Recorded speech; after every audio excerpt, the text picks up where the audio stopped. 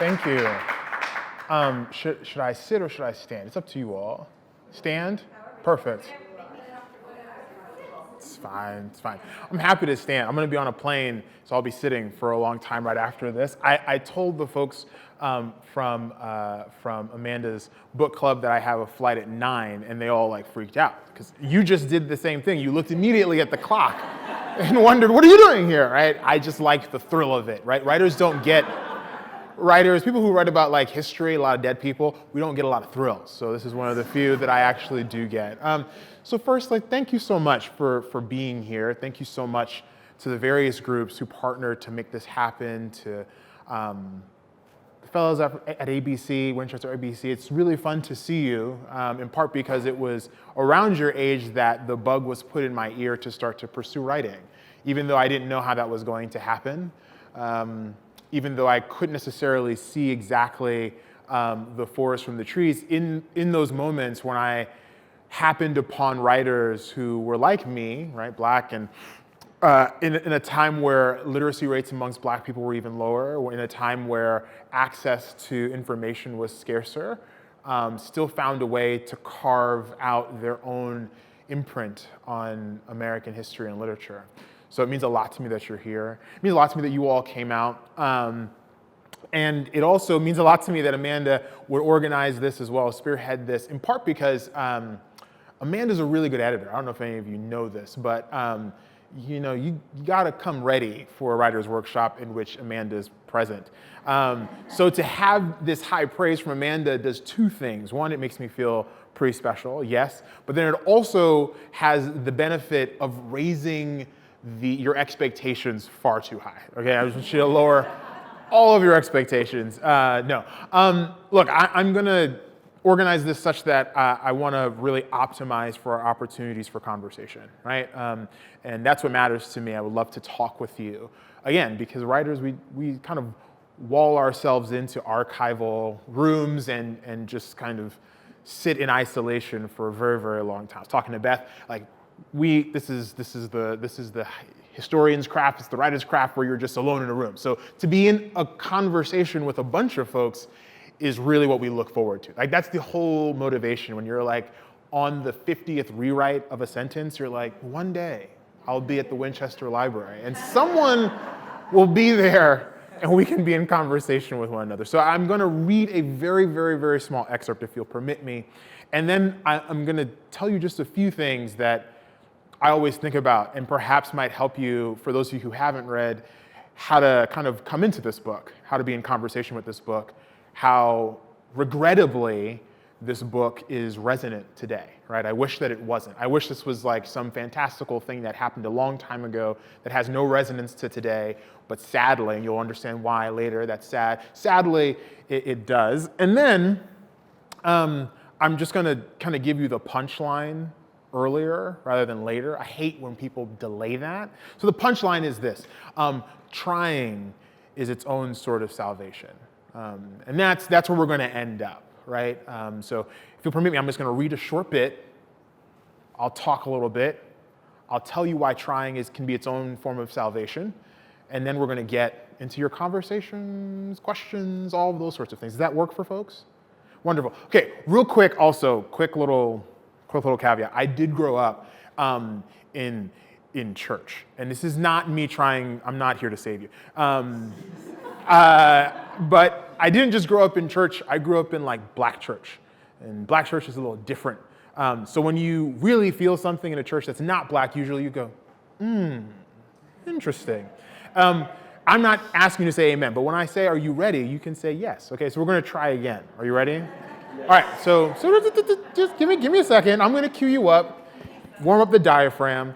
Are we ready?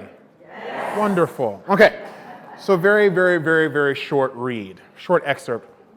And I'm gonna be really unoriginal and start at the very beginning.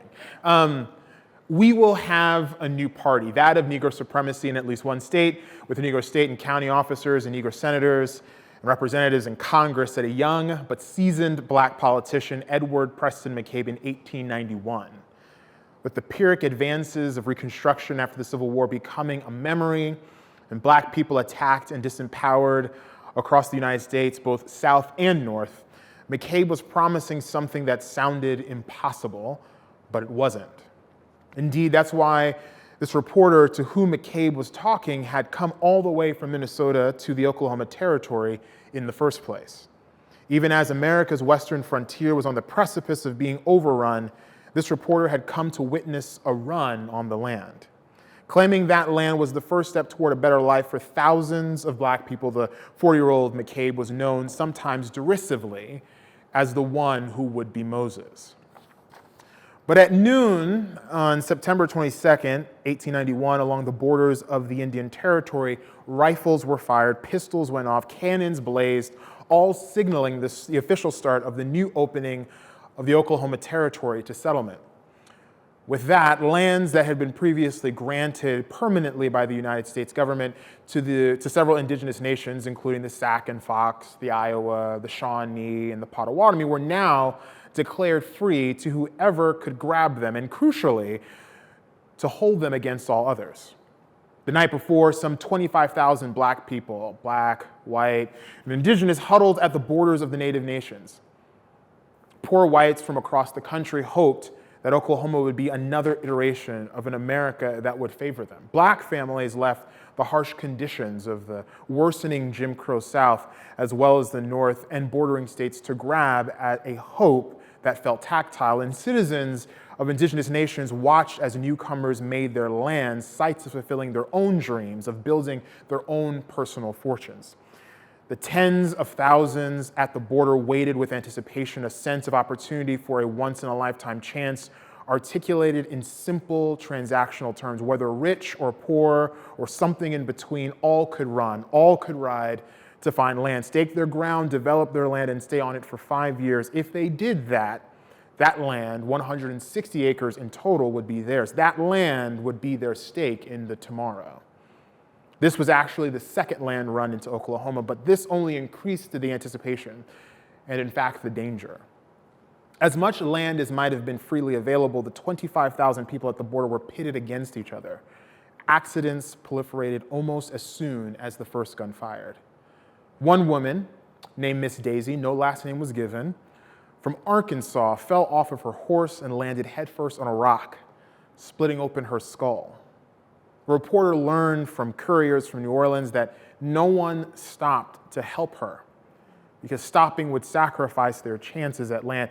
It wasn't until much later that a friend picked up her trampled body, most of which had become part of the earth that horses and wheels of covered wagons had trampled across, carrying anxious boomers into the land to settle.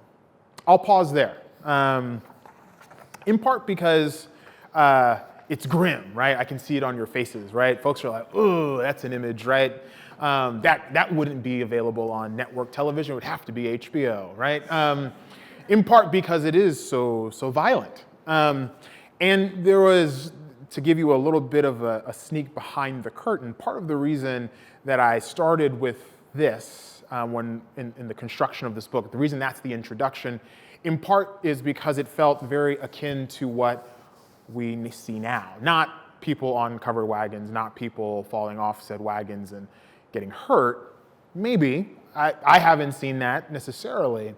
But because there is this implicit invitation with this country to set out and try your best to establish yourself somewhere. There's this fiction that underlies that it is free and fair to all. Like, you do what you please. You have full control over your body, over your person, over what you want to do. But in many cases, what this microcosm of the Oklahoma Territory unveiled for me, especially this guy named McCabe, who had this very lofty, very odd, peculiar dream, right? I'm going to build my own black state. One thing that you see in the rest of that quote much later in the book is that he proposes that, look, if you're looking for a governor or a senator and or congressman, I'm willing to fulfill all of those roles, right? You love a good narcissist. Those are the types of folks you want to write about, right? That what's most interesting is that everyone came with their varied dreams. I'm certain Miss Daisy, this elderly woman, had some dreams for how she wanted to live out the rest of her days in this formerly contested part of the United States. I'm certain a lot of the citizens who you will end up meeting of these various indigenous nations, you'll meet in this book, not in real life, right? But the many people you will meet in this book are also likewise desperate to see if their dreams could in fact come true in this country, for them in the Indian Territory, now become the Oklahoma Territory. And there are a lot, and I think oftentimes we confuse books that start with, that have like a big black at the top of it, that it also doesn't include a lot of people who aren't black. A lot of poorer white people were quite desperate to see what this new place could be, right? A lot of them had become rather disenchanted with the crowded urban centers in the Northeast, had become really disenchanted with whatever sort of promises might have been in the American South, and set their eyes on this place called Oklahoma. And part of the reason that I find that interesting, especially for how it pertains to the here and now, is that the dreams in Oklahoma weren't set to die necessarily, even though, yes, Miss Daisy met a very unfortunate outcome. Those dreams were meant to collide. That, in fact, people who could have found much in common with one another, right? A poor white immigrant, black people, indigenous individuals and nations, who in many cases had been aggrieved by the very same government, found themselves pitted against one another.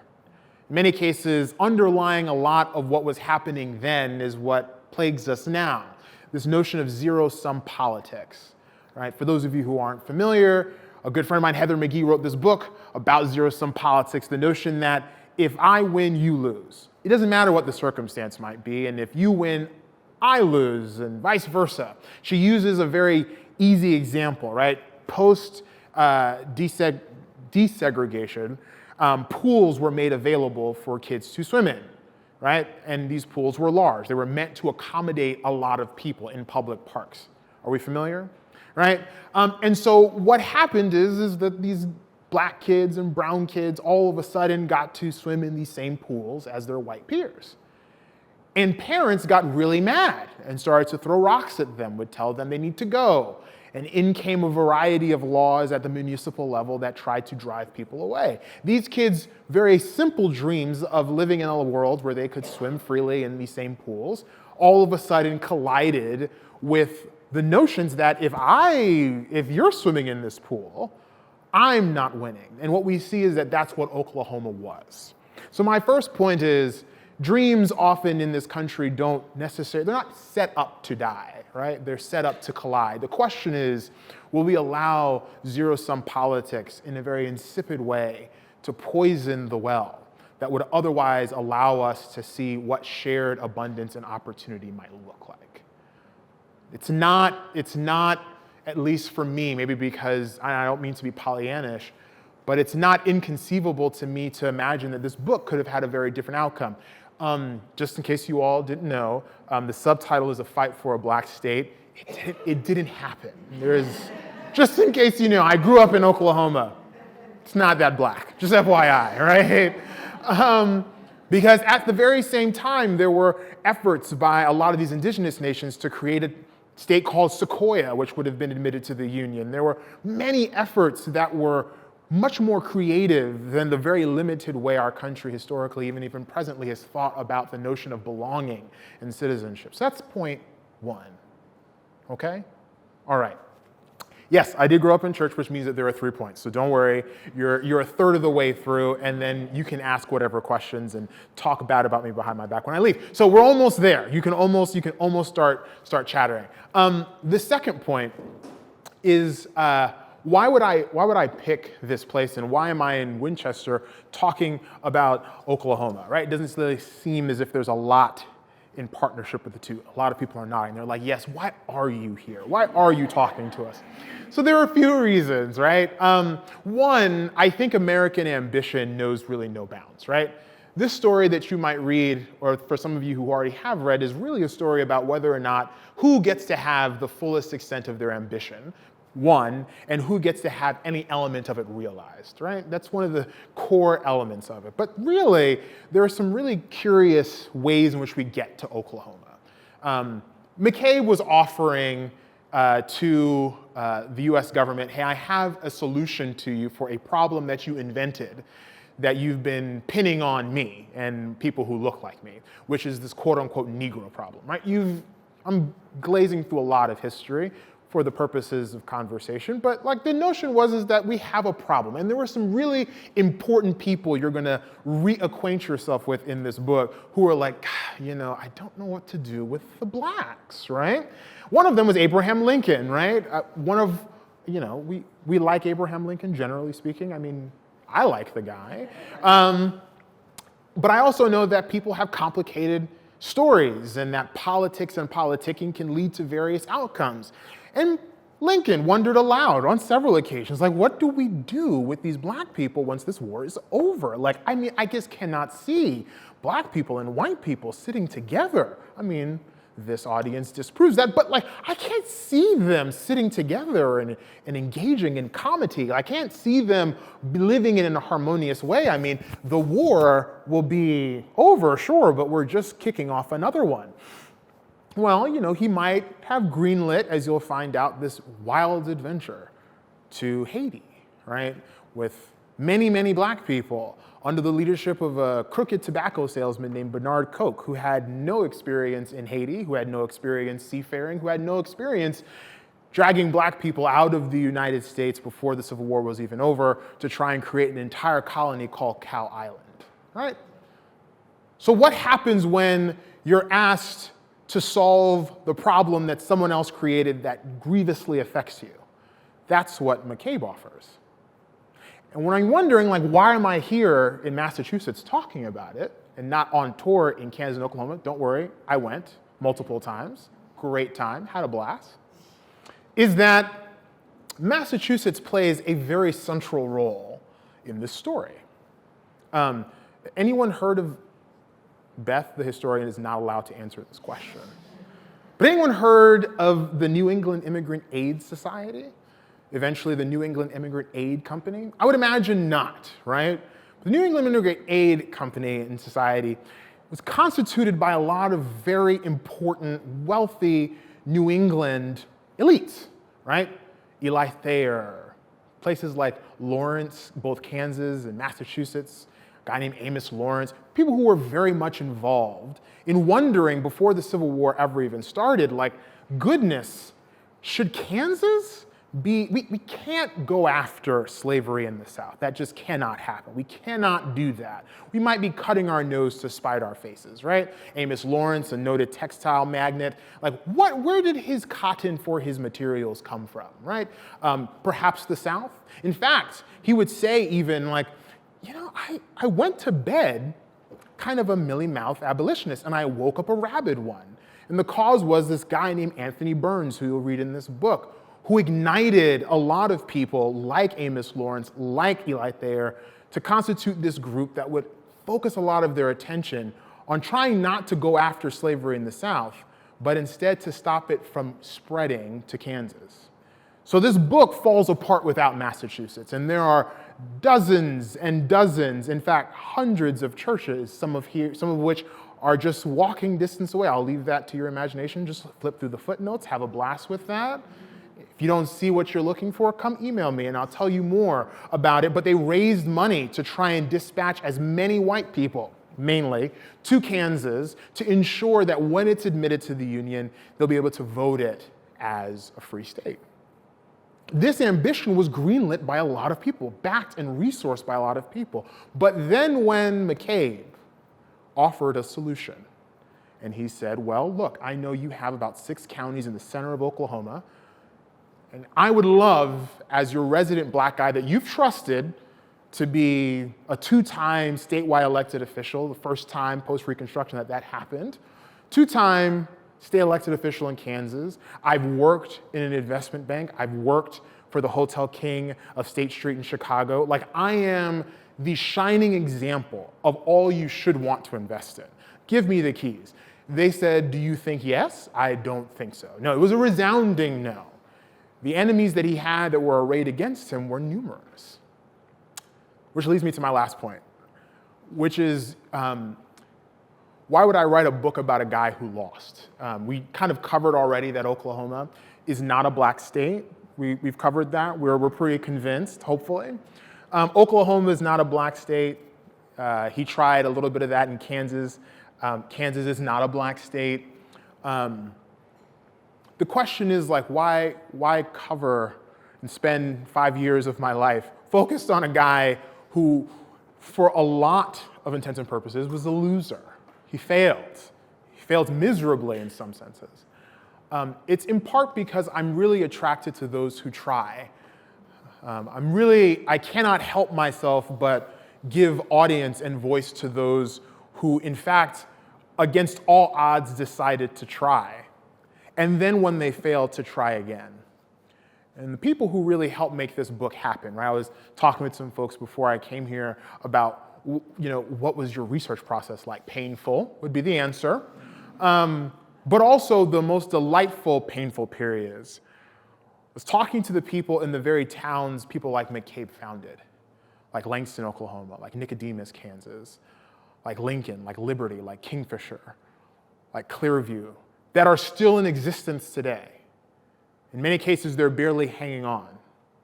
They're holding on to histories that feel as if might die with them, right? A lot of octogenarians, and is it nonagenarians? Is that what 90-year-olds are?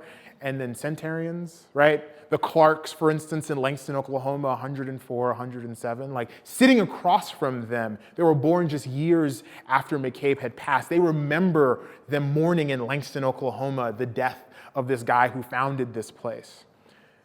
McCabe died, just gonna spoil the plot for some of you. McCabe died in abject poverty. He was effectively a ward of the state. His wife mourned the fact that almost no one would come to the funeral because she was too embarrassed to send out notice. That's the guy I wanted to write about. I knew that before I even began writing the book, that he died in abject poverty, in relative obscurity. And it's in part because hopefully I encourage you through reading this book to try. There is a lot going on in this world that maybe is the understatement of the week, month, year, decade. And it feels very much like trying is not just not worthwhile, but in many cases should give you every reason to quit.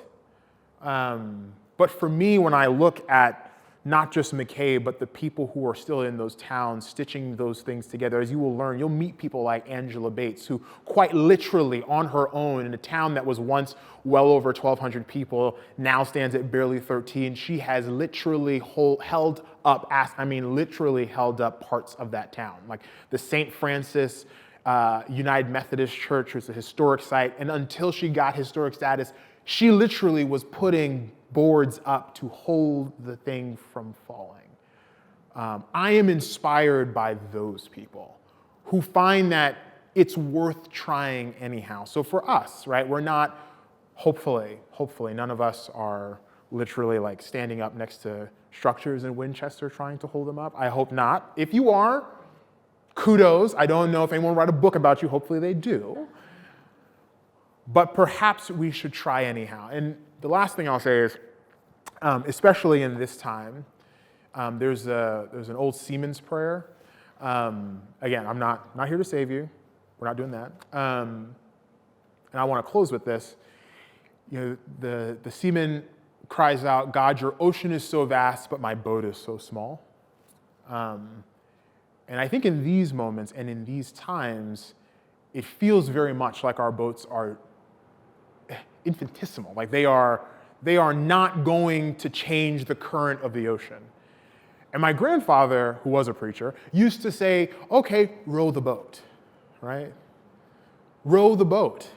I oftentimes see like Sisyphus, the guy who was kind of cursed by the gods to continue rolling that boulder up and down the hill. And how you know I'm not trying to save you is that I'm going to quote Camus, Albert Camus, right? And Albert Camus would say, that guy has found purpose.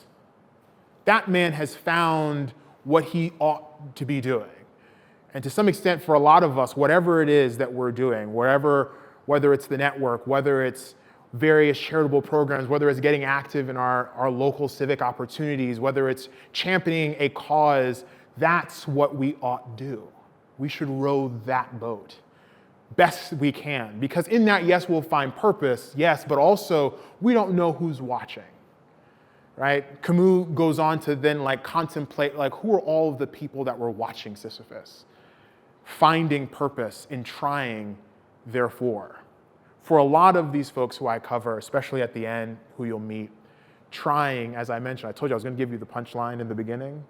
You got the punchline. Trying is its own form of salvation. I can't tell you if we will be successful in our efforts, but I can tell you that you might be saved by the trying. You might be saved by just knowing that what you're doing, you're not doing alone. The story might be, yes, about McCabe, but you will meet so many other people who are likewise invested in holding up the structures, in trying to row that boat, in trying to imagine a future for themselves in a time where I will tell you, Black people were not having our best moment at the fall of Reconstruction, and that's when he decided, I have an idea for you. Let's try together. That's where I'll end you. Let's try our best together. I'm super excited to listen to your questions and talk with you. I don't know how it's supposed to work, but I'm just going to point it out. We have a small enough room. Thank you.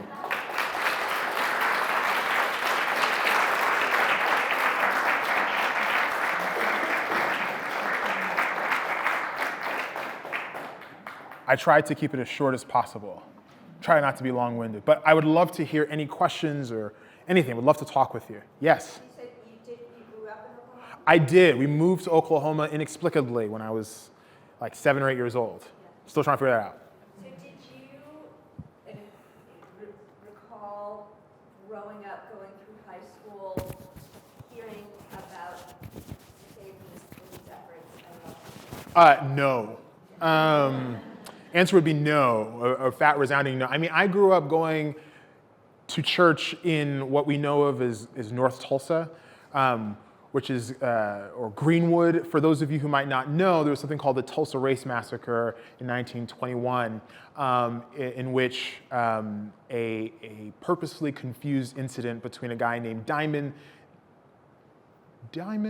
Dick Rowland, for whatever, I've written a million stories about it and still couldn't recall, and a young white woman was purposely misconstrued to be him assaulting her. She admitted that was not the case. He admitted that was not the case.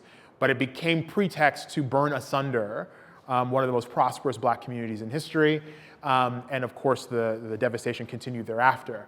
But I grew up, most of us grew up not knowing any of that history, right? So McCabe was definitely not on the menu. And then, in my schools, and even in public schools, private schools, that just wasn't a part of the curriculum. Oklahoma history was one in which boomers and sooners, people who broke the rules to get into Oklahoma that much faster, were valorized. I went to the University of Oklahoma for undergrad, and we sing Boomer Sooner, and we reenact the land run happening at the beginning, middle, and end of every single game. For those of you who don't know, the land run was very bad. It was not good for people. A lot of people got hurt. Miss Daisy, one of them, but also, about 100 or so million acres between the first and second land run was ripped away from indigenous populations. So it was a bad time, but that's how we choose to valorize things. So McCabe didn't fit that narrative at all. Less so also the Tulsa Race Massacre. So no, I didn't know anything about it. I came across McCabe truly by accident as a college student. And that's, I feel like he's been haunting me ever since. Yes? So you found out about McCabe. When you're doing research, for all these characters in this expansive story, Yeah. do you follow McCabe all the way? Great question. Decide you're going to go, how do you... Yeah,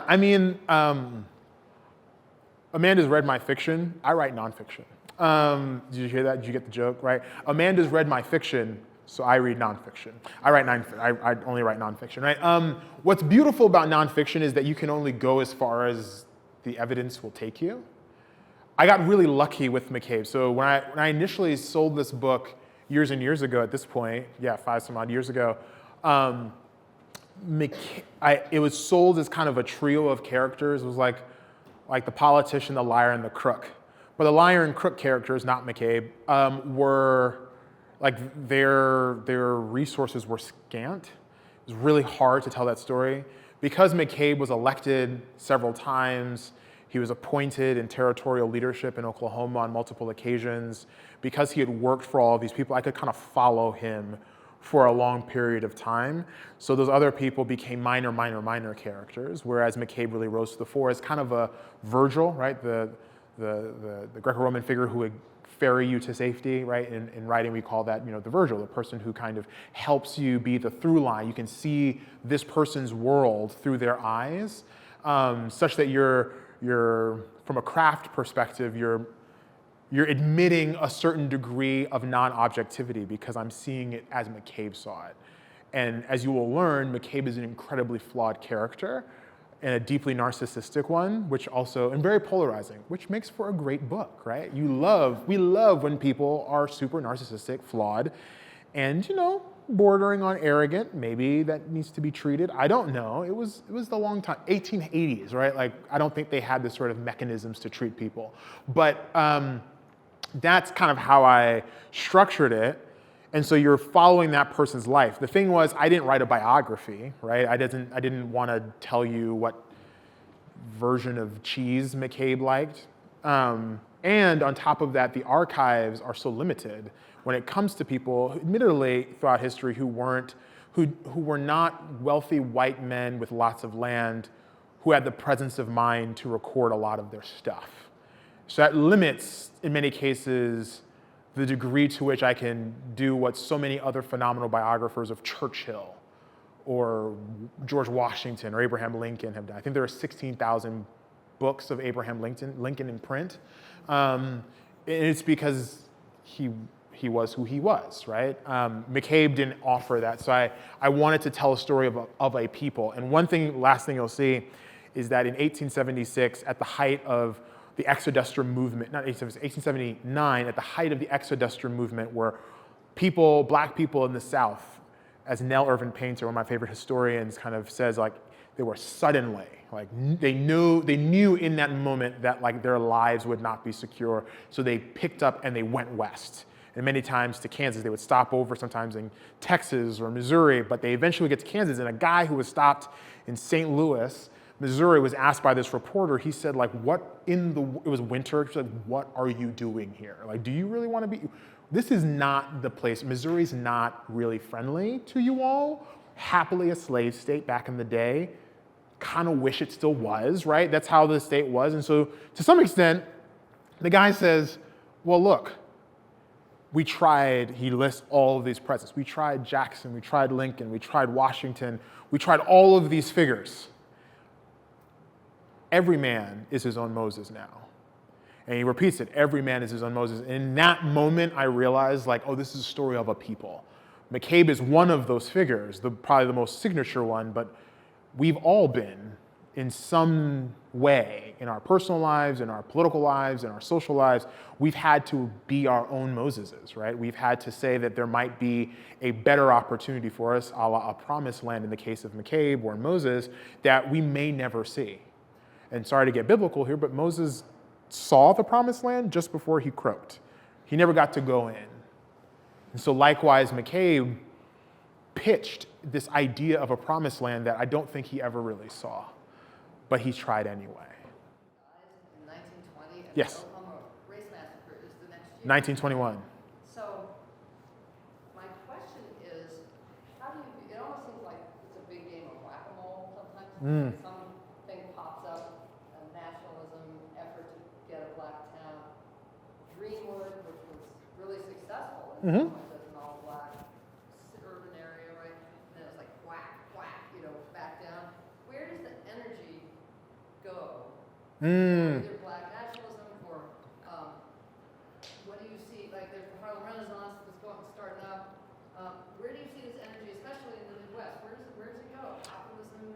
Yeah. I mean, that's such a great question, and it goes in a few ways, right? So historically, Oklahoma, especially like southeastern Oklahoma, was a pretty I know that's really hard to imagine, so stay with me, was like a hyper pro-labor, relatively leftist, populist part of the country. I know that's strange to hear. Phenomenal books, and have been written, movies need to be made. Like it's a really interesting portion of history. That's one. Two, I think what you're showing is how differentiated and diverse Black history really is, and really the history of all peoples, right? Is that it doesn't move in a monolith, or as one of my favorite historians, Hayden White, would say, like history is just a collection of facts and evidences. Like the plot of it is going to be invented, as he would say, right? That history doesn't really have an inherent plot. You're kind of having to kind of square it, right? And so one of the most frequent questions that I've gotten on tour, I think this is like my 15th stop or 18th stop, I can't recall, but every single one I've gotten a question of like, but then tell me about the Tulsa Race Massacre. One thing that's really interesting about the Tulsa Race Massacre is that in the moments after the massacre, people who were not put into actual, as they wrote, concentration camps in what is today the fairgrounds of Tulsa, those who were able to actually kind of scurry away and come back were beginning to rebuild even as the embers were smoldering, right? Like it was like as the chaos was happening, people were starting to put it all back together again, right? So I mean, it's just a beautiful image, right? It's painful, but beautiful. One of a particular character, a guy named Buck Colbert Franklin, who was the father to one of America's best historians ever, John Hope Franklin, started to immediately sue the city of Tulsa because it had said, oh yeah, we're building, you'll be okay, we'll get to you guys later, when in actuality they weren't. They were making plans to level all of that area in Greenwood, and just as the mayor of that time said, T.D. Evans, well, let's just place the Negro further east and north. They'll be fine. Literal quote, just quote, end quote, right? So that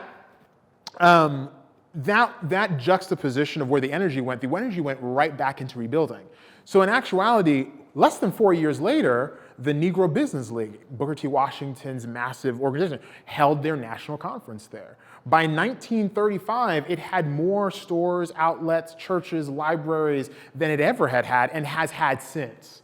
That in fact, the real death knell to opportunity there really came in the form of something called urban renewal, which James Baldwin would call Negro removal. Was a package initially in 1949 passed by Harry Truman called the National Housing Act. And that Housing Act enabled towns to then say, this is blighted. And the notion was, in the most generous reading, is that, oh, well, people will just clear the blighted areas, compensate people, then move them back, put them in mixed income housing, it's gonna be great. In actuality, what it did was, it didn't deal with the underlying racism, the zero-sum politics, so they said, great, this is our opportunity, at least in Tulsa, to take down Black home ownership by 76%. It has never recovered fully since, right? So I think the energy was always there. It didn't go anywhere. In fact, it just went back and they said, oh, we're gonna try again, right? They were, again, imagine people after seeing their neighbors, their employers, their clients come at them with literal pitchforks. One of the largest oil companies at the time, Sinclair Oil, dropped bombs on churches, on salons, and these people in that moment said, let's try again. I mean, that's where I take most of my inspiration from, at least to chronicle what they did, because they said, we're gonna try again. So I think where the energy went right back into trying again.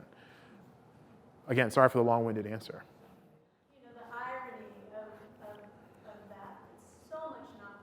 Yep. Became the promised land. Yeah. And that the settlements that McCabe was able to sort of fortify and all over the area that started to give people this feeling of, hey, we're here. We got this. Maybe this could really go our way. Mm-hmm. So not promised. Yes. And also that sense that the actual promise that America had made to the indigenous people. Yes. Correct. Yes. I just wondered if you could speak a little bit more to that. Sure. All the irony is packed in there. Yeah, so my first book dealt a lot with the Muskogee Creek Nation and Cherokee nations, some of the largest kind of what we would call confederated indigenous nations, whereas they made up many, many tribes that then amalgamated into these large nations, right? That's what they were supposed to be. So if you ask someone or any of my sources that I use for that book, they will tell you that, look, America's really good at promising things, right? Like we're phenomenal at promising things. Bring me your report, right? We know that, right? We've seen it perhaps on pictures of Ellis Island, right? Like it's always like I teach a lot of African American history at Northeastern, and it's always funny. There's a point at which my students, one of your former Winchester ABC students, a guy named Carl, like it's always it's ironic. Let's put it that way. When I tell kind of what's called the long civil rights movement, right, the long history, the long story of it, where they're like, oh wait, so theoretically, 13th, 14th, 15th Amendment passed in rapid succession, gave black people immediately out of the Civil War a purchase into the enterprise, into the franchise immediately. We examined places like South Carolina, which in 1868 was a black-dominated Republican convention in which they decided all of these phenomenal. I mean, it's like a playbook in like how to build equity, right?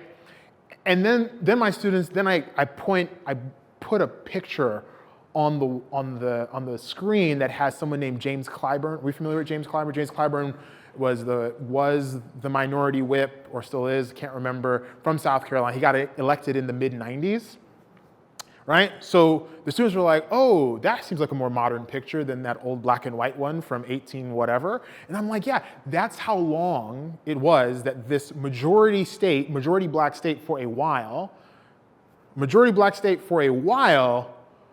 went without a black representative whatsoever, right? So the students are always jarred. They're like, wait, what? Hold on.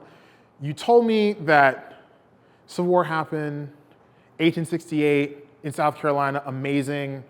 All of these, the first integrated Southern University, University of South Carolina, which wouldn't see black students safely attending there for decades and decades after, right? So I think what I try to reveal to people is that America is really good at promises. Just like the boyfriend your parents told you not to date, who was really good at promises. But that doesn't necessarily mean that we give up on the kind of America that we're trying to create, right? Especially now, right? Especially when there are more, we all have far more rights than we once did. We had far more opportunities than we once did. That, yes, we haven't gone back necessarily to the dark ages of our times, but we are still struggling with many things. So if you talk to my wife, I'm not like an overwhelming optimist. I'm not like, everything's gonna be okay, the sun will come out tomorrow. That's not me. But I also understand that if I'm not trying, then we're really screwed, right? I've learned from history what it might look like for people to completely step themselves out of the process of trying. And so to me, whether it's those indigenous nations who were promised, look, we know that we made you leave your ancestral land that you had settled for we don't even know how long to go to a place you've never heard of called Oklahoma. And we know that we told you this would be the last time we'd mess with you after many, many times of trying to kill you, integrate you, civilize you, decrease the level of savagery that we think you're equipped with by birth, right? But lo and behold, a guy from Massachusetts, right, Henry Dawes, came there and said, you know what, literally his words, we just finished the great project of helping the blacks, his exact words. Now we need to fix the Indians. Those were his exact words, right? So like, whatever promises we make are oftentimes made on very shaky grounds.